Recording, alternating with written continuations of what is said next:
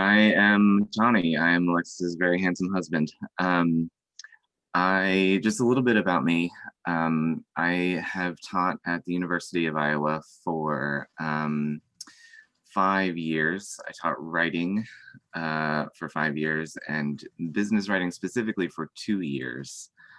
And tonight we're going to be talking about resumes. Before we get started, I do want to say, normally these things are pretty intimate, but this is a sizable group. I don't think we're gonna take time to like go around and introduce ourselves because there is a lot to get through. However, if you have a question at any point, please just unmute yourself, stop me, just say, I have a question. Feel free to interrupt me at any time because it's very likely someone else will have that very same question. There are no dumb questions. I tell my students this at the very beginning of the year. I am not some kind of like, ivory tower professor. I'm just here to share some knowledge. All right. I'm here to make you a better writer. All right. So let's get better.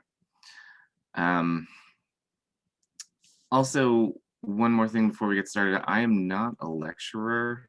I don't like lecturing. I'm not very good at it. I'm a little better with the back and forth, so I will be asking questions occasionally. And if you think you have an answer, go ahead and jump in. If not, that's also fine. So let's get to it, shall we? All right. Here we go. Okay, so resumes is what we're talking about tonight, that all-important document. First things first, what do y'all think is the purpose of a resume? What is it for? What is like the big overarching thing that it does? Hello. Are we supposed to like put it in the chat, or is this a conversation? Conversation. Let's have a talk. Yeah. So I would think the purpose of a resume is to showcase your skill sets and professional experiences / just capturing you as a person relative to the role that you're applying to, I guess. I mean, I don't know. I guess a resume isn't always created just to apply to a job either, though. So maybe just an overall summary of your life's work. Sure. Yeah, that's definitely part of it. Other thoughts?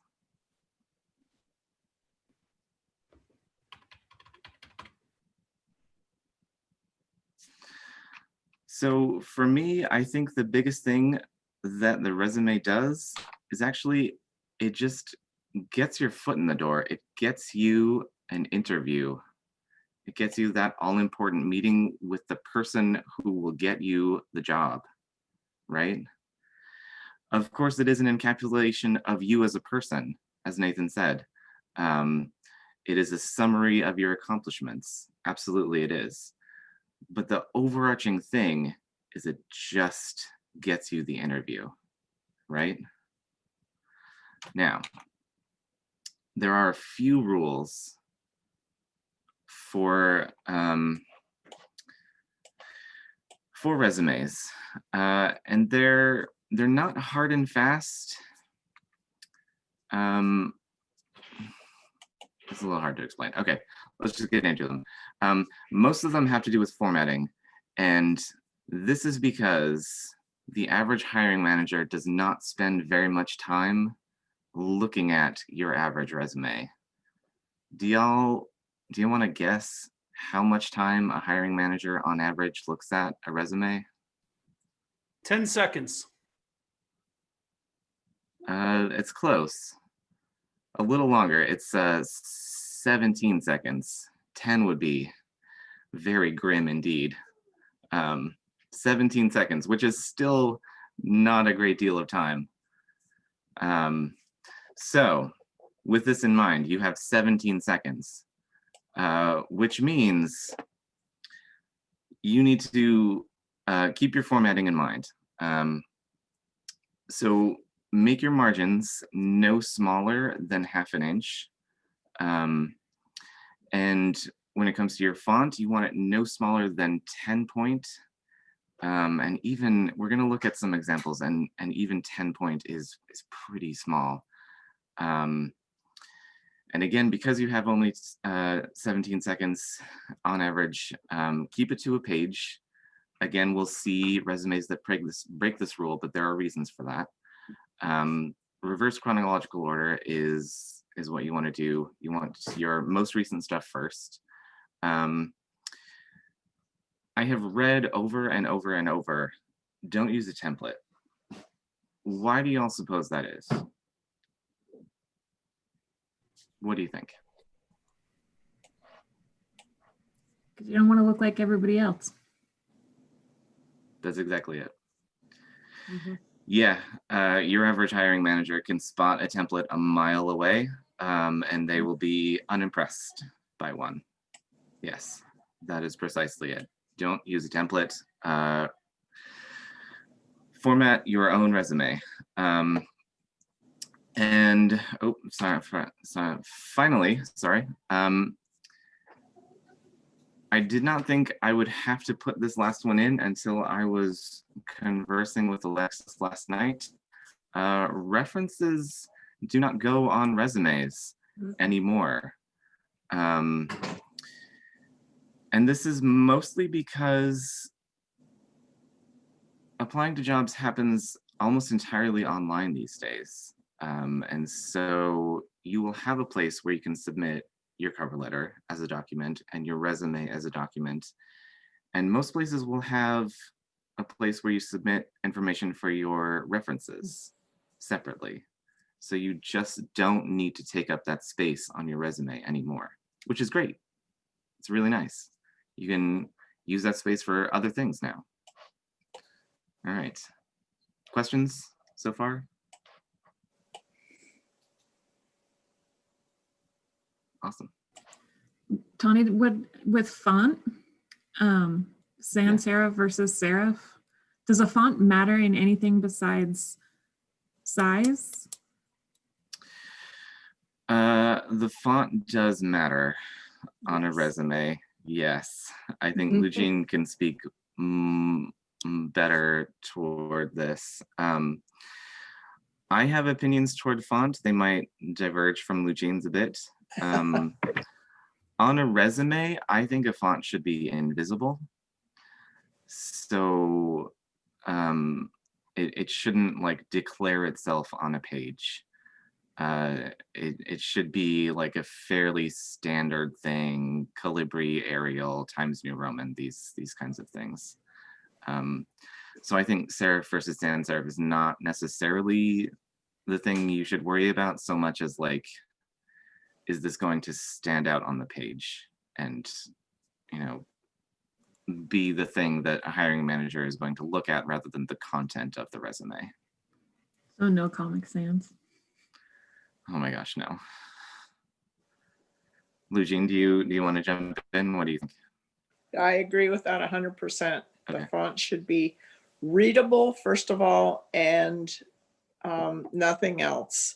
Unless there's something that you think expresses your personality without being the thing that jumps out at you. And that's where you might want to look at something like Times versus Arial. Yeah, it should just not be obtrusive. Exactly. Yeah. It shouldn't call attention to itself. It should support your personality. Yeah, good. I think for me, some of the best advice I've gotten with my resume is the font, not so much, but like bolding and italicizing different pieces, since it is such minimal time you have with that hiring manager or recruiter that, you know, if you want to call out something specifically, I certainly think, you know, bolding or italicizing might be an option. I think the one thing that I usually talk to people about when it comes to resume that I think is extremely valuable is it really is an open book test, and that if you know that you're applying to a specific position within an organization, that job posting is your source of truth for everything. And back to kind of what we talked about earlier about only one page, you got such a limited space and time. You really want to speak specifically to that role. And really, you could have a different resume for every single position you ever apply to. I would say you should have some templates that align to specific types of roles you've been targeting in your career, but those still need to be tailored to the specific bullets in that job description, so that the hiring manager or recruiter can be like, oh, I need X, Y, and Z. And they look at your resume and like, oh, look, there's X, Y, and Z. This is a perfect candidate. Exactly. Yeah. And we will get into exactly that actually. Yes. Let's move on. So yeah, the bulk of your resume will come when you get into those sections where you'll kind of be called upon to use different formatting like bold and italicizing, and those different sections will do different things. Your main ones will be your header, maybe a professional summary, and your education. I'm going to take a moment to pause and talk about a professional summary, because this is always a sticky thing with my students. A professional summary, just to sort of summarize what it is. So it's kind of a cover letter writ small, meshed with sort of an objective statement, like, I am looking for this, here is why I'm qualified, sort of summarized in 3 or 4 really succinct statements. And it comes right after your header, which is your name and all your contact info. And it comes before your education, right? And we'll see some really good ones. I seriously have like almost 24 examples that we can look at tonight. And we'll see some kind of not so great ones. And we'll sort of take them apart and see why they work and why they don't. So that's professional summary. If you want to talk more about that, maybe toward the end, we can get more into that. Because if you feel like you don't have a lot to put on your resume, if you're worried about that, a professional summary is actually a good way to take up space. So keep that in mind. We can come back to that. All right. So sections, more of them. The really important ones will be kind of what you make them. So you can have work experience. If you have work experience, you can make that your main section, where you have your bullet points, where you talk about what you did. But you can also distinguish between work experience and relevant work experience. Nathan was talking about, if you're applying to a certain kind of job, you could talk about, well, I worked at this job, which is relevant to this job that I'm applying for, but I've also worked at this place. So this is relevant. This is not so relevant, but I've also done it. You can talk about your volunteer experience, your software and technology skills, your relevant skills, your notable achievements. It's kind of what you make it with these sections. And again, we'll look at a lot of resumes that make it work pretty well, and some of them that also just start kind of obviously padding things out. So keep that in mind. Now, question that has sort of already been answered: how many resumes should you have? What do you think? Dozens. I think you should have one for every position that you apply to, because they should be tailored to each position. You can't talk about relevant skills and have it go out to 5 different potential jobs. Absolutely. So, yeah. Yes, 100%. Will you please tell my students that, because they would not listen. Yes, that is 100% correct. You, as Nathan was saying, you need to sort of use the job listing that you're applying to as your Bible, and tailor each resume to each job listing. Absolutely. So you need as many resumes as jobs you apply for. Good. All right. Now we get into the real meat of the thing. Are you ready? This is where a lot of resume novices sort of trip up.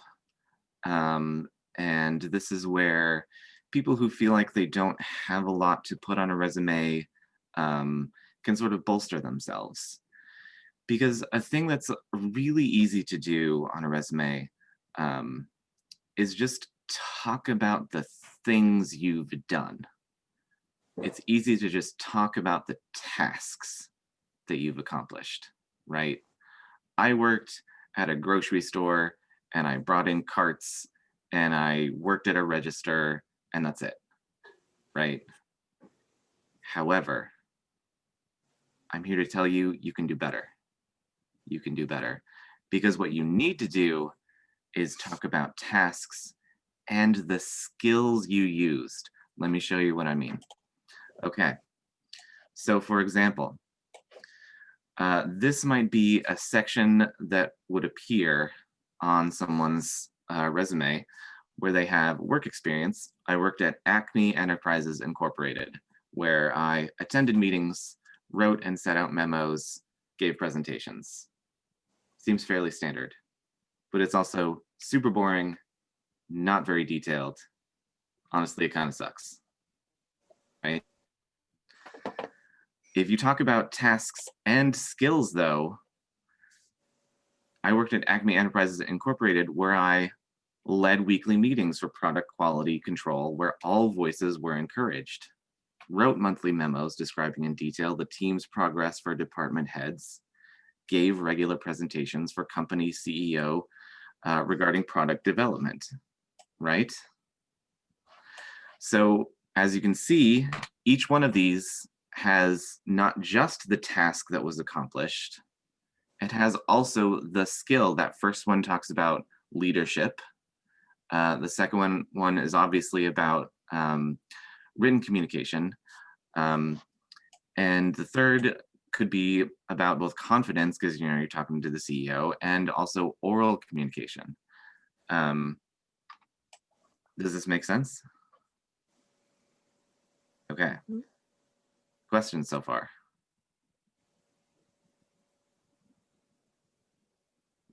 I have one that's quasi-related. Yes. Is there a way to get access to this Google's presentation after you're done? Is it something that you can share, or we can email you to get it shared with us? I'm sure there's a way to do that, Alexis. Yeah. You can email me at the library, or Tony, you have a contact slide at the end of this, right? They can write down your email and email it, and you can send it to them. Either way, we can find a way to send it to you, Jay. Okay, appreciate it. Thank you. Yeah, of course. I forgot a contact slide. I feel really stupid now. I'm very sorry. I will be giving everyone my email at the end of this, though. Just in case you want to send me your resume for feedback on it. Okay. So I think I do still want to ask, is there anything else about these bullet points, particularly the difference between these and these, that stand out to you? Anything else that stands out to you? There's lots of details. Much more detail. Absolutely, yes. Is it better for it, do you think? Or no? I think so, yes. You know, Good. there is more detail, but it's also succinct. It is pretty succinct. You're right. Anything else? The one thing I just think of is I'm always thinking like less is more, think bullet points. And you don't, like in the resume, you don't want to get too wordy. And I like how this is direct and to the point. There's not a lot of filler words in there. It's very specific and aligned, and I mean, I don't see the job posting, but I'm assuming that it aligns to what the requirements of the role are as well. Yeah, man, I have serious bugbears about filler words. My goodness, like in order to, and gosh, was responsible for, what are the other ones? I have to drill those out of my business students every dang semester. It's terrible. Anyway, moving on. It's a bugbear. But yeah, succinct, but also detailed. It's a tough line to walk, but it is possible. Now, what I want us to do is try this out for ourselves, where we take a crummy bullet point that is just a task, and make it better. All right, so help me make this better. Instead of assisted customers, how might we incorporate a skill or two into this? What do you think?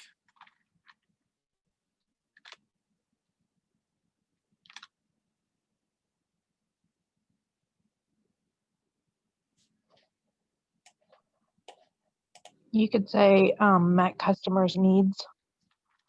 Absolutely, yes. Customers' needs. I think that's an excellent start, because it sort of begs the question, met customers' needs by, and now we could get into the tasks, right? Which could have been what? Well, that's the thing. That's what I was thinking. Just instead of saying assisted customers, say provided account summary information, or assisted customers with, payments, or I guess, there's endless amounts of things what you could assist a customer with, depending on the role and the responsibilities that you're in or previously was in. But just narrowing in and focusing in on more specific job duties that would align to that position that you're applying to. Absolutely, good. Yeah, so met customer needs by providing account summary information. I think, yeah, that's great, because that is the skill, customer service, and it is the task, right? And it is, again, really succinct, and it's pretty great. Good job. Let's do another one. Handled finances.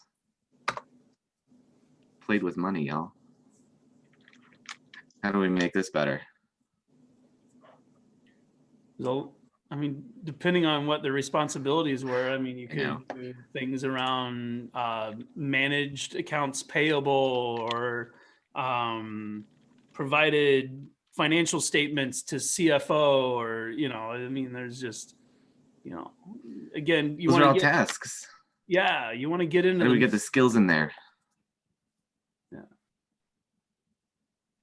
What do you think? What was that? I'm sorry.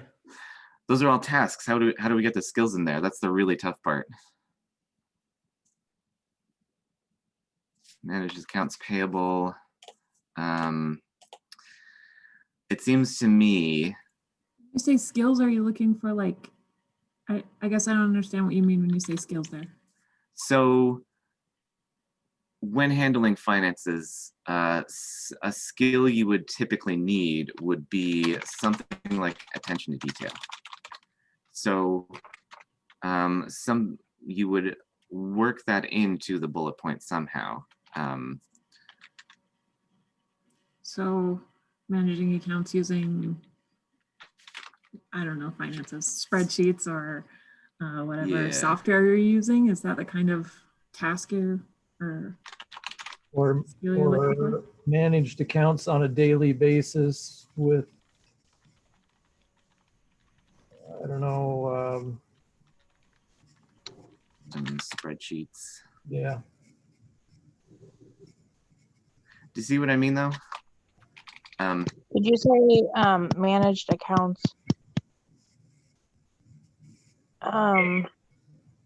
See, managed accounts by providing customer care. Oh, shoot.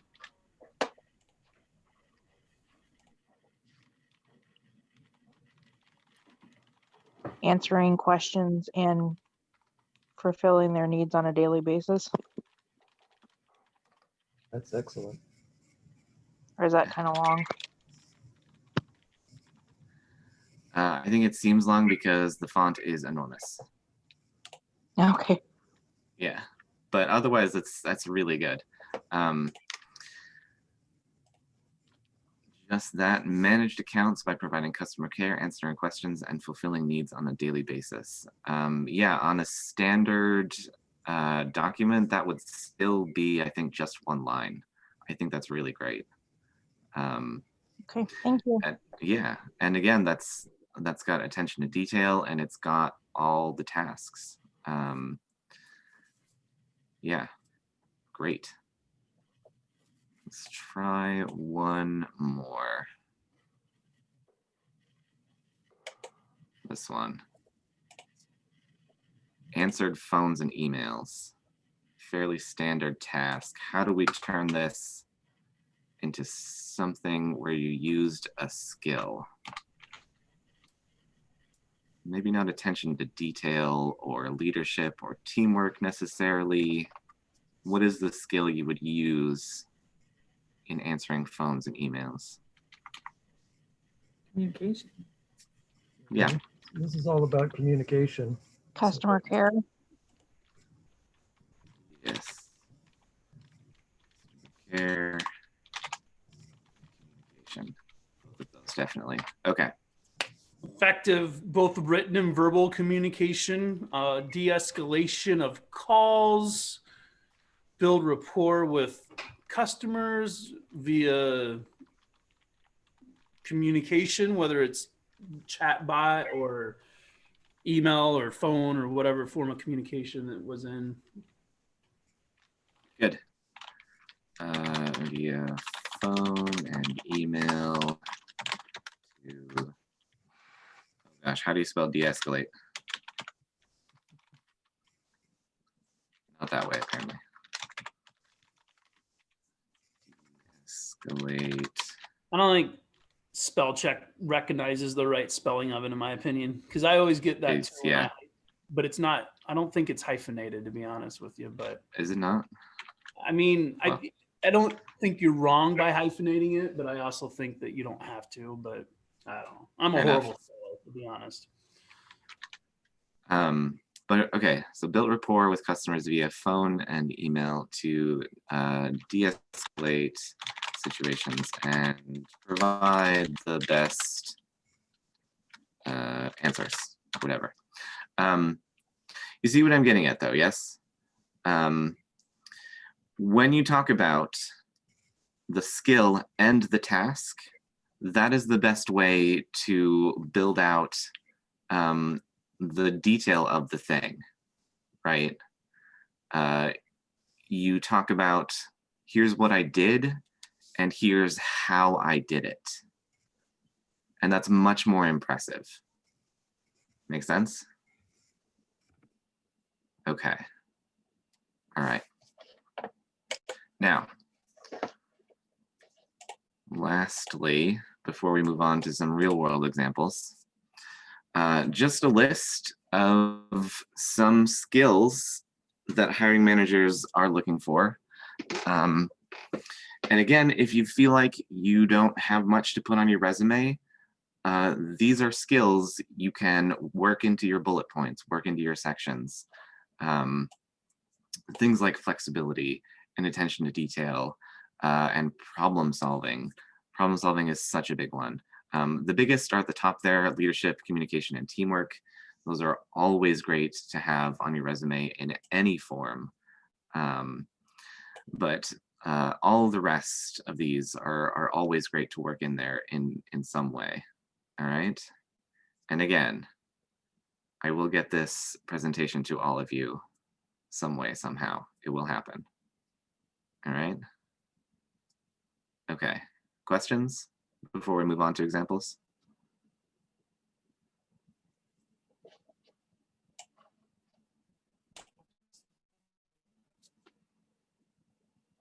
Okay.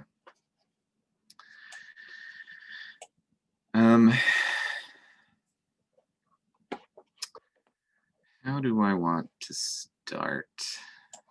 That is the question.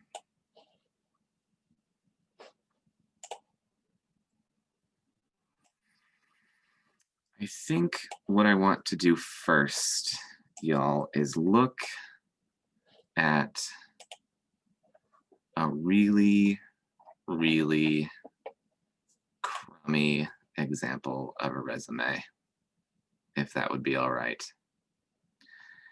And what I want us to do is help this person construct a better resume. This was a real resume that was handed in to me after I had spent like a week talking about how to make a good resume. And this one was pretty disappointing. So let's take a look. All right. So this, I'm afraid, is the totality of it. What do we think? They spent too much time at FAC. What is FAC? It's Friday after classes, I believe. I don't know. Yes. They were spending too much time downtown Iowa City as opposed to at the library.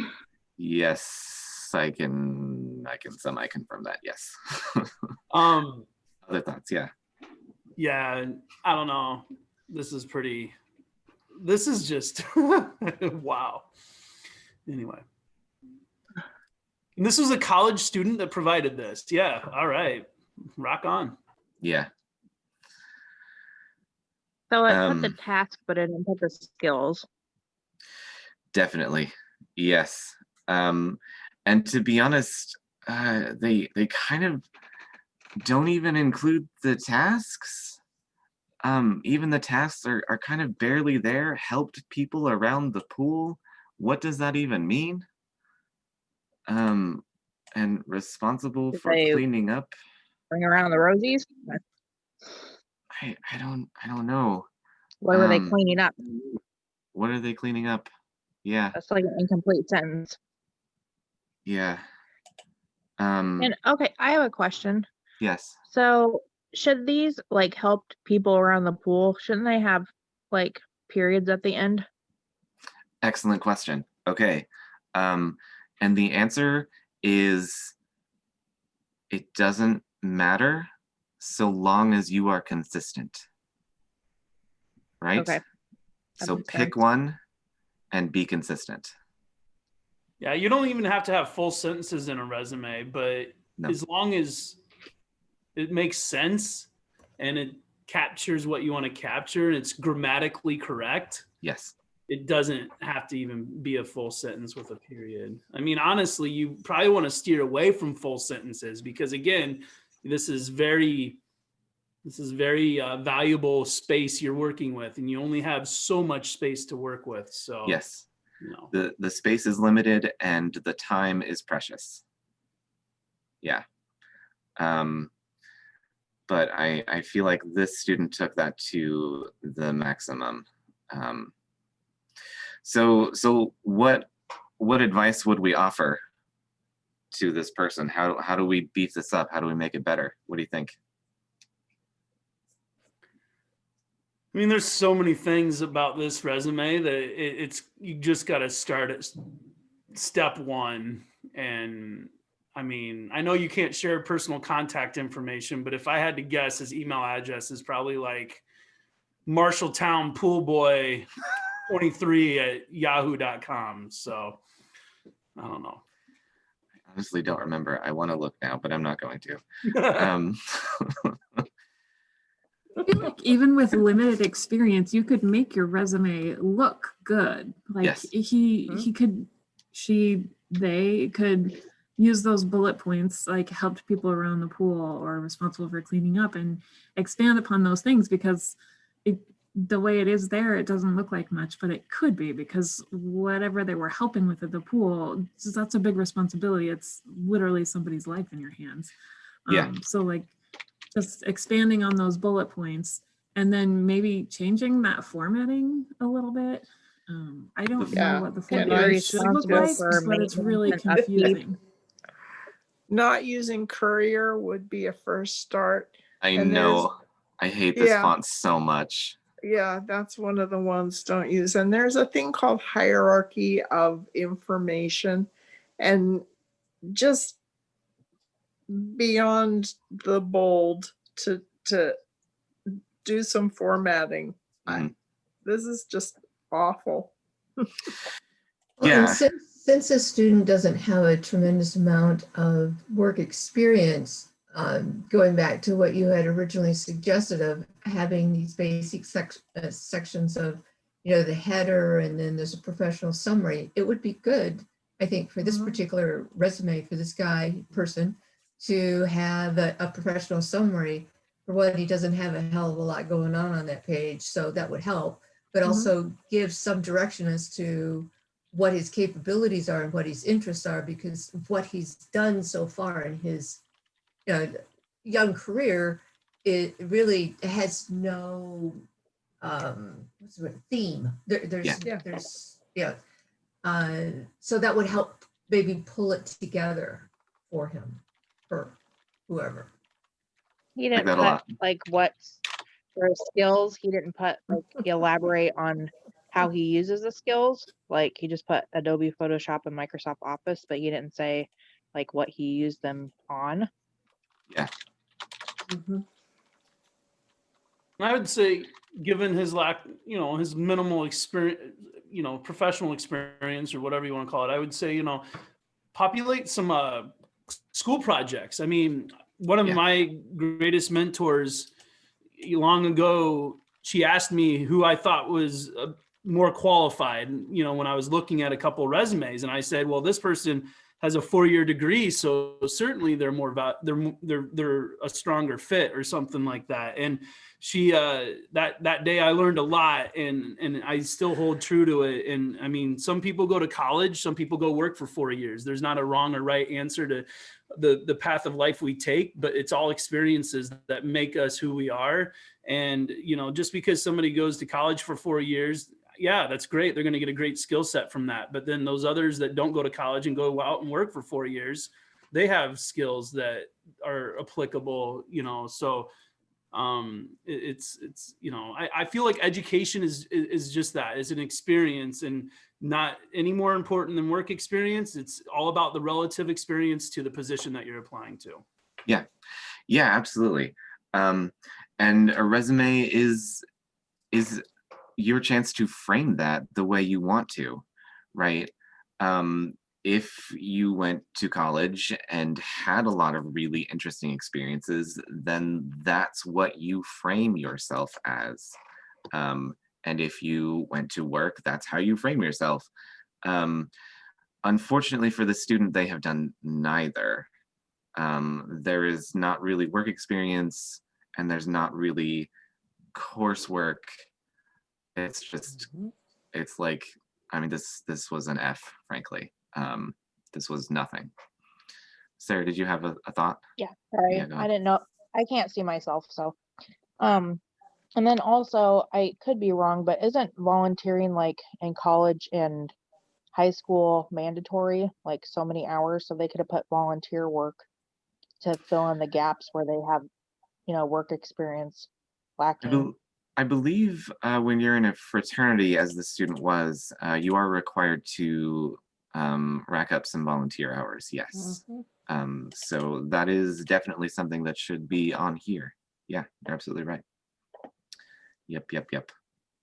All And- great advice. Great advice. So this is Nathan again. One thing I don't, this isn't probably the best time to share this, but I think I want to hit on it because I think it's really important that like volunteer experience. And this is something I tell to students when I have the opportunity to meet with them is, you know, we all go to, most people go to college anymore and get a degree. And there's, you know, certain degrees we all get. What separates you from the rest of the pack? What are you doing differently than other people? And I use myself as an example. My freshman year of college, it was a joke. I barely did anything. I spent more time playing video games and eating frozen pizzas and drinking Mountain Dew than anything. And I think, you know, what I didn't do is take advantage of the resources on campus. What I didn't do is go out and volunteer. And those volunteer experiences, that might be the feather that makes you the right fit for a role. I mean, if a hiring manager is neck to neck with two candidates and one has a nice extensive volunteer experience, I mean, there's things that volunteer experience shares with hiring managers and recruiters that go far outside of what's on your resume. And it's those non-cognitive skills that, you know, it's, you know, hard work, dependable, being able to be counted on. And I think you could use that with your students. I mean, everybody goes to college. What are you doing outside of checking the box of getting your education to make yourself different from all those other candidates? And then the only other thing I would share is, you know, I'm a huge advocate of junior achievement. If I was a hiring manager and I was looking at two resumes and one had junior achievement experience on it, that's probably an unconscious bias that would create me to go toward that other candidate. So I would need to be cognizant of that as a hiring manager, but it would hit an emotional chord with me that they were volunteering with an organization I feel strongly in. Interesting. That's really good to know. Yeah, and again, if you feel as though you don't have a lot of work experience, if you feel you're having a hard time getting yourself out there, there are always opportunities to volunteer somewhere. Always. So just get yourself out there and get some experiences. It's a great thing to do. Let's move on to the next one. Let's see if I can find the one that is the opposite of that one.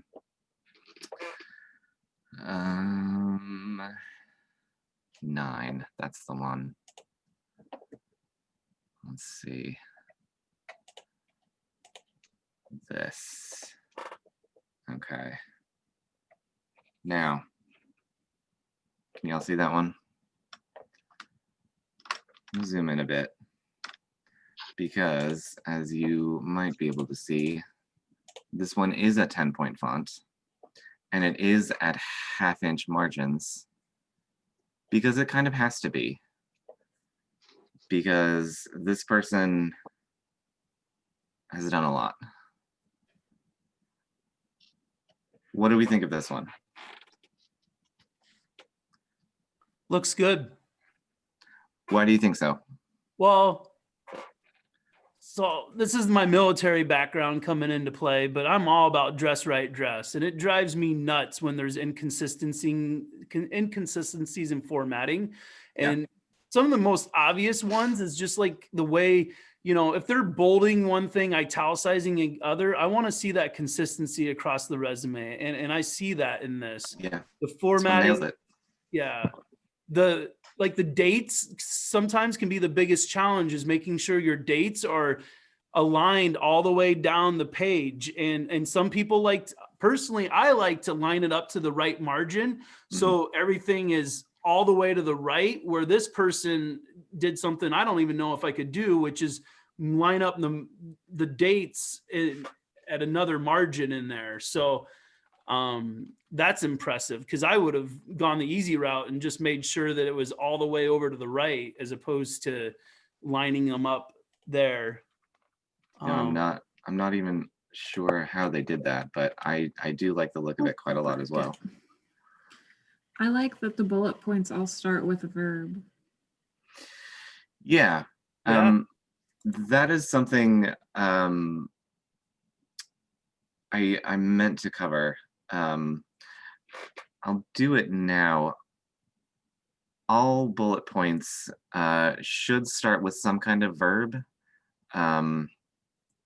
which is part of why responsible for drives me crazy when people start a bullet point with responsible for. Firstly, it's nonsense. But bullet points need to start with a verb, preferably a very strong verb like act, assist, oversee, worked, served, worked, wrote, conducted, supported. These are all strong verbs. And the thing that this one really nails is that because this person is still working at this place, these ones are in present tense, act, assist, oversee, whereas the former jobs are in past tense, worked, served, etc. Make sense? Okay, cool. Other thoughts on this one?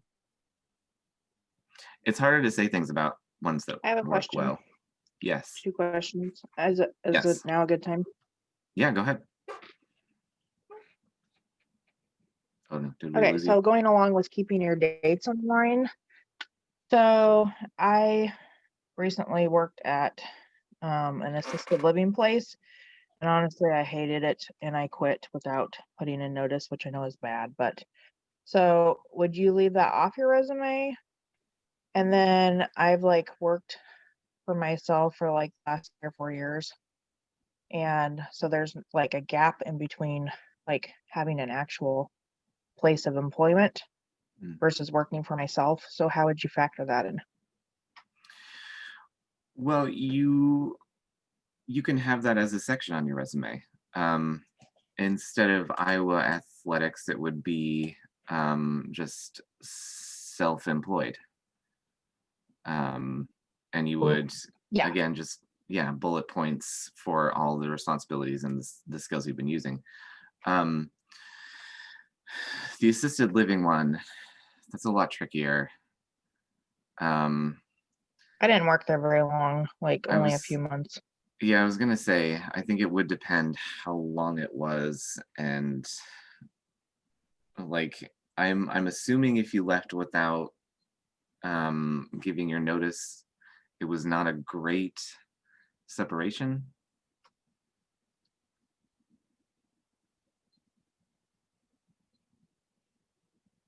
Did we lose you? Sorry, it was cutting out.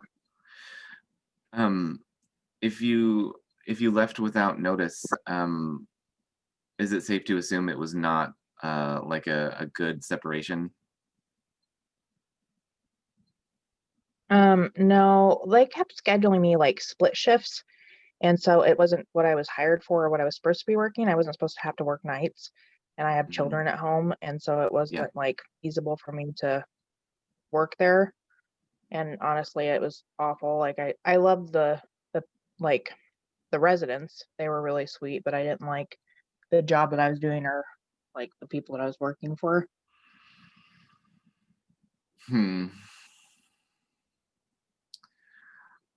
I don't think I'm comfortable making a judgment either way on that one, to be honest. I think You want my opinion? Yeah. Put it on your Sure. resume. You say no?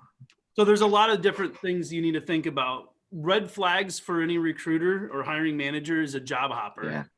Yeah. Gaps in employment, though, also is a red flag, or not a red flag. It's something that they're going to want to know more about. Like, why weren't you working between these dates? And there's a lot of different reasons you can provide for that won't run into any confirmations from a previous employer. So I'd rather have, in that situation, I'd rather have a gap in employment than showing me go into a position and then leave for whatever reasons. Because unfortunately, there's always, for strong professional, there's a real good reason why you decided to leave that role. But you know, from the Never surface, want to talk bad about your boss though. Yeah. well, yeah, and you don't like, it's a whole other conversation around interviewing. You always want to keep it positive. You don't want to get negative in interviews. Right. But I would say in that situation, if it was just a few months of employment, just keep it off your resume. Unless that's like the most applicable experience to the role you're applying to, and you don't have any other transferable skills that would be relatable to that role, which would be highly unlikely in the, you know. No, I have plenty of skills, but I mean, I'm self-employed, so I could put that down and then there wouldn't be a gap. So, Yeah. Good. okay, thank you. Yeah. Tony, So, yes. when you helped me with my resume recently, you kind of gave an idea of how far back work experience to go. What was the recommendation again on that? So the rule I see again and again is generally stuff that is 3 years old or older is not really considered relevant anymore. 3 years? 3 years. When I applied to the to work at the senior center, they wanted 12 years of experience. Yeah, and I'm sure it's very different from industry to industry. Maybe it's because I primarily work with like business student types and like that industry. But that's what I've read. 12 years seems like. Sorry, I wasn't arguing with you. I mean, obviously you're the expert, but it was more of a question, not. And what if the experience from 10 or 12 years ago is the most relevant to the job you're applying to? That's an excellent question. That's a good question. Yeah. Would have been what I was going to say is, unless your experience further back is more applicable to that role you're applying to than any other experience, then Throw it in. I mean, yeah, you want to pull it out. Like this wouldn't be a good example, but for me, like my college managing a produce department during my high school days, you know, if I was applying to work in the grocery industry again, that would be the most relative experience. And I would probably go against what we've talked about tonight and list my oldest experience first and work back in the other order. But that certainly wouldn't be the norm. But yeah, if it's the most applicable experience, you got to have that on your resume. Definitely. Yeah. No matter how far back it is, if it is relevant, then yeah, throw it in. Definitely. And that's how you can sort of fudge things with your sections. Because again, you should have things in reverse chronological order. So what you can do is say, okay, here's my relevant experience, even though this is 12 years ago, I'm going to put this first. Here's my other work experience, even though this was much more recent, if that makes sense. Mm-hmm. Cool. Okay, something else I want to cover. And this falls under the category of getting detailed in your bullet points. Something you want to do is quantify when you can. All right. So the example I have up now is a pretty solid example. This one's pretty good. The formatting is pretty clear. The bullet points are pretty solid. The only feedback I think I had on this one were these highlighted bits where I told this person, you know, you say instructed swimming lessons, you can get much more detailed with this. Quantify. How many swimming lessons did you teach per week? What were the age groups? How many people were in each lesson, right? Again, this is a thing that can make you stand out with your resume. If you can quantify when it's relevant, then you should. And again, a little farther down, serve community meals. Well, how often did you do it? how many people came to these events, how many meals did you serve, quantify when you can. All right, make sense? Okay. This thing says it's supposed to go to 8. Can I ask a quick question? Yeah.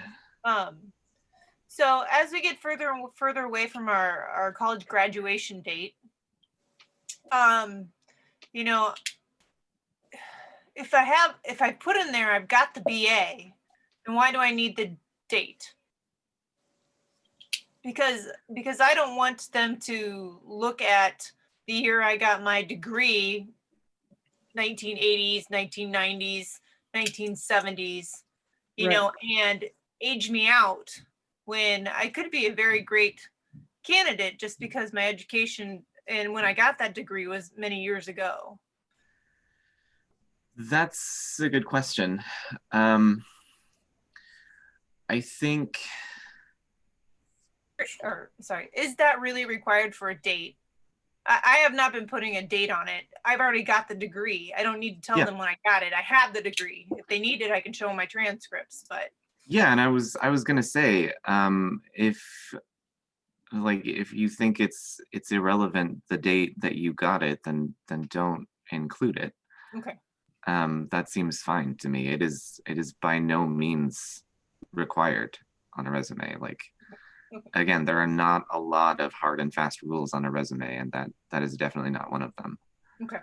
And I think she brings up a really good point that in spite of the fact that we claim we are such an equality society, most people are ageist. Yeah. They don't want old people. Yeah. It is unfortunately true. Out of curiosity, have you gotten replies when leaving off your graduation date?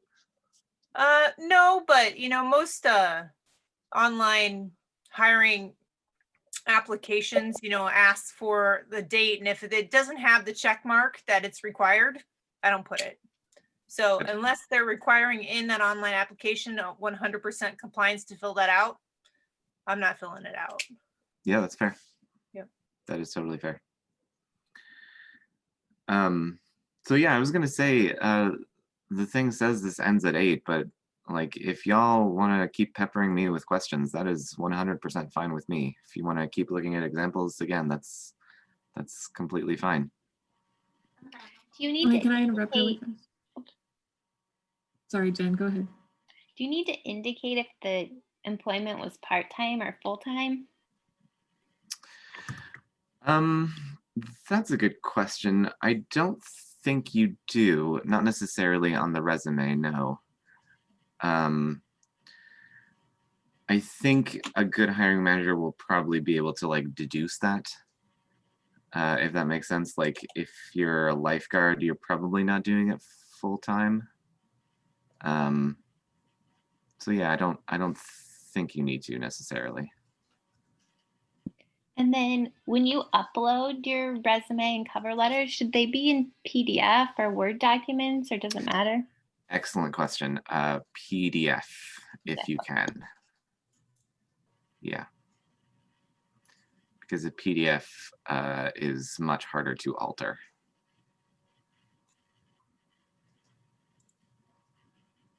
Tony, can I interrupt you for a second? Yeah.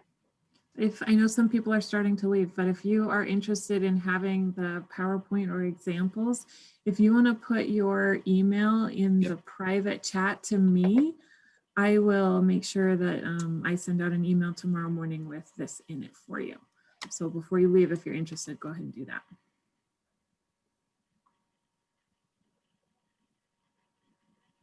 Okay. Any other questions? Can I ask a question? Of course. Is it relevant to put college activities, attended weekly church meetings as well as services? Say that again. It says college activities, attended weekly church meetings as well as services. Is that relevant to, I mean, if you were applying at a church, I can understand that, but Um, probably not.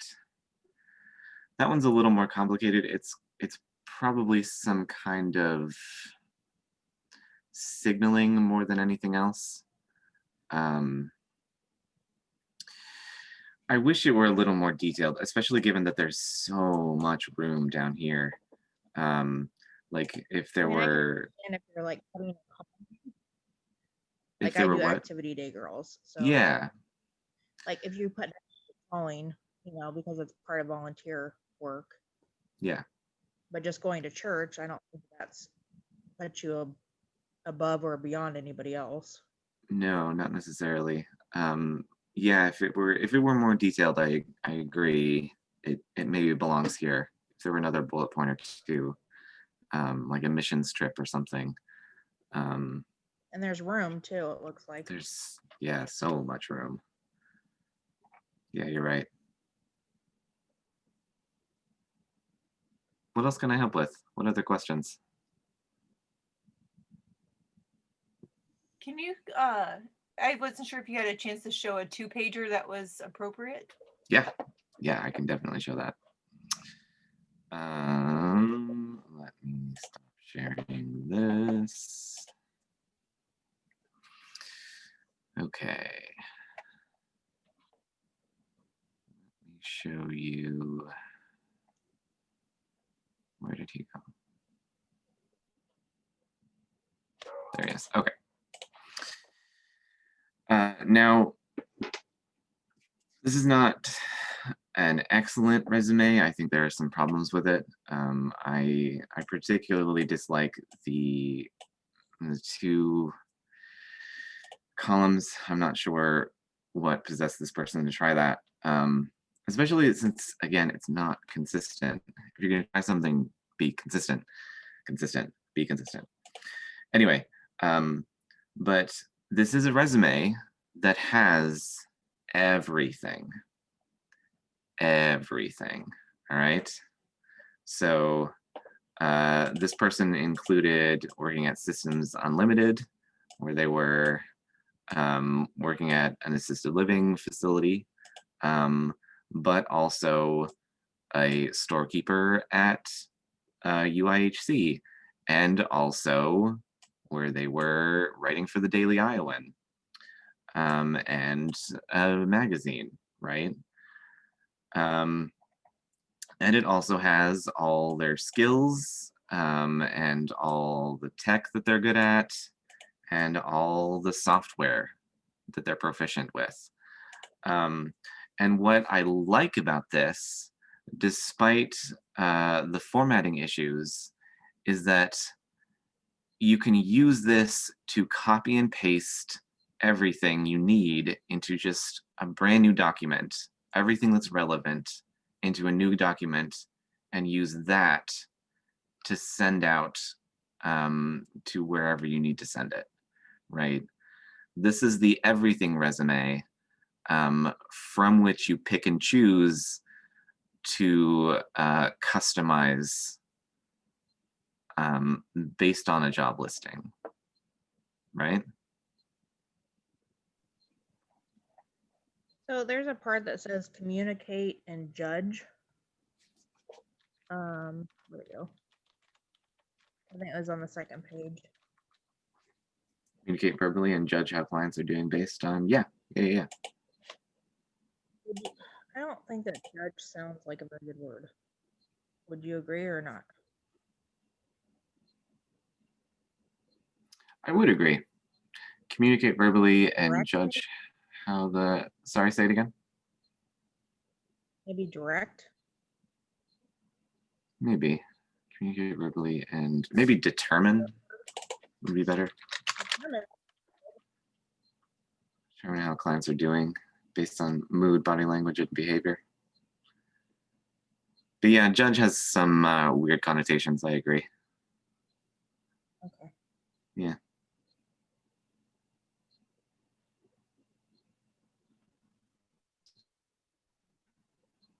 Other questions, concerns?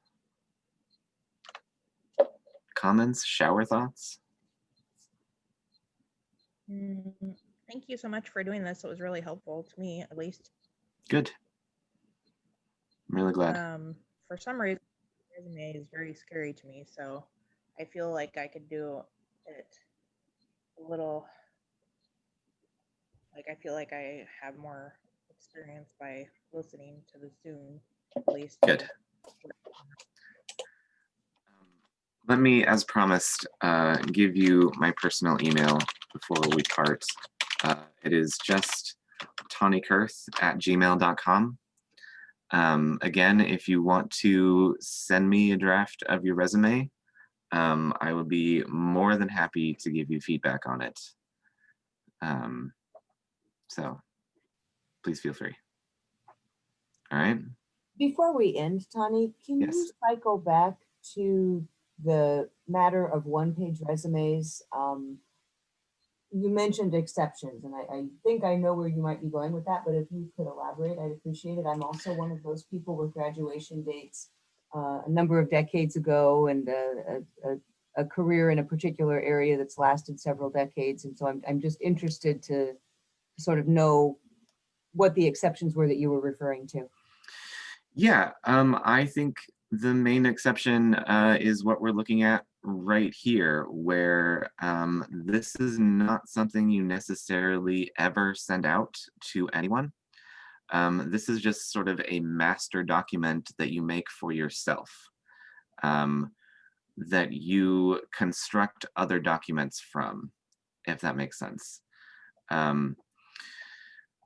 And again, because hiring managers and recruiters are so crunched for time, even if you send them something that is like this, that is quite long and impressive, they're not going to read it anyway, no matter how impressive it is. And so if you have a long list of accomplishments, which kudos for you, great. What you want to do is pare it down to probably either the most recent things or the most impressive things. And again, try to keep that on just a single page. You can, again, have your master document like this person does, but when you're sending out an actual resume, pick and choose the things that are most relevant to a job listing, and paste those into a new document, and use that to send out. Tani, could you then bring a resume like this to an interview with you? So if they're already interested and your foot is in the door, then you bring one like this that is a little more detailed. Is that an appropriate thing to do? I would say probably not. No. If you've sent them a copy of your resume and you bring a hard copy that is different from the one you've sent them already, that seems not great to me. Especially because, again, something like this is so varied. Even if it is longer, it's not necessarily all going to be relevant. Do you know? Yeah. What else?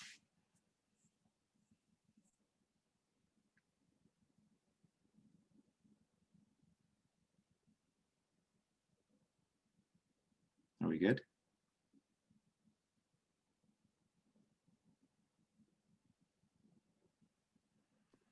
I had to step away for a second, so you might have already answered. But if you use this master resume and then pick and choose, and then there's gaps in your employment, that's okay?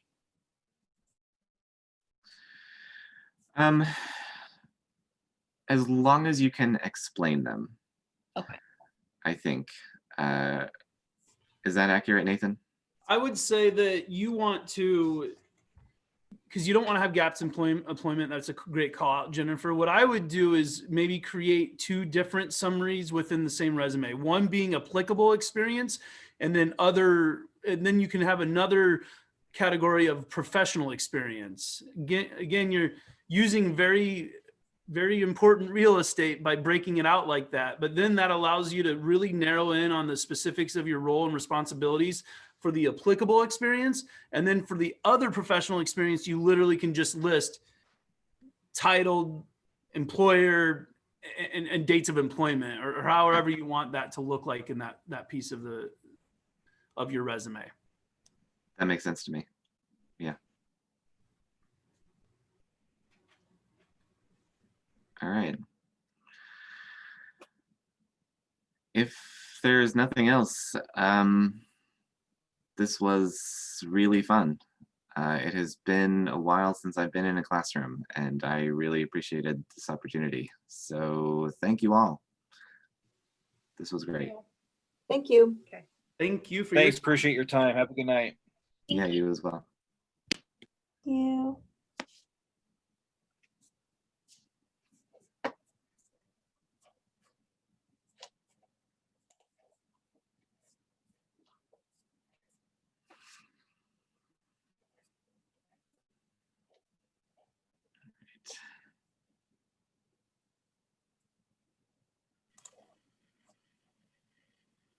job. Hey, thanks.